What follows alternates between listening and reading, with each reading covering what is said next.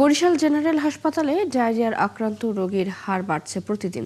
চিকিৎসকরা বলছেন হামের প্রাদুর্ভাবের কারণেই ডায়রিয়া বাড়ছে। এই অবস্থায় হাসপাতালের ডায়রিয়া ওয়ার্ডের শয্যার বিপরীতে রোগী ভর্তি হচ্ছে প্রায় 4 গুণ। বিধান সরকারের প্রতিবেদনে বিস্তারিত। ডায়রিয়ার জন্য বিশেষায়িত বরিশাল জেনারেল হাসপাতাল, তাই বিভাগের বিভিন্ন জেলা ও উপজেলা থেকে ডায়রিয়ায় আক্রান্ত রোগীরা আসেন এখানেই।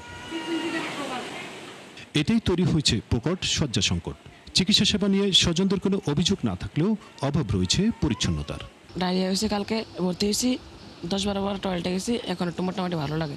কেবল ভর্তি হলাম, এখনো বেড পাই নাই। কিছু ওষুধ কিনতে হয়, যেগুলো না থাকে এখানে ওগুলো কিনতে হয়, আর যেগুলো এই জায়গায় থাকে ওগুলো আর লাগে না। চিকিৎসা ভালো হয়, ওষুধ বড়ি ঠিকঠাক মতোই দেয়, বারবার এসে কেয়ার করে।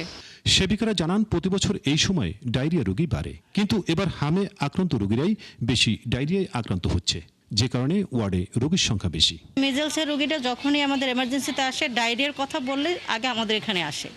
সেক্ষেত্রে মিজেলসের কারণে ডায়রিয়া রোগীটা বেড়ে গেছে। এখন সবসময় এটা রোগী থাকে কন্টিনিউ করে আমাদের এখানে। ওষুধ সবই আছে আমাদের হসপিটালে। এ নিয়ে আবাসিক মেডিকেল কর্মকর্তা জানান এবারে হামের ধরন আলাদা। কখনো ডায়রিয়া হবার পর হাম দেখা দিচ্ছে শিশুদের। দেখা যাচ্ছে অনেক সময় র্যাশ আসেনি, ডায়রিয়া আগেই চলে আসছে। তো আমরা দেখি যে ডায়রিয়া নিয়ে ভর্তি হলো, একদিন পরেই বা র্যাশ হলো, তখন আমরা রোগীটাকে ট্রান্সফার করে দিই আমাদের হামের ওয়ার্ডে।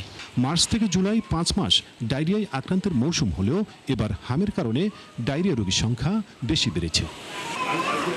বিধান সরকার, 71, বরিশাল।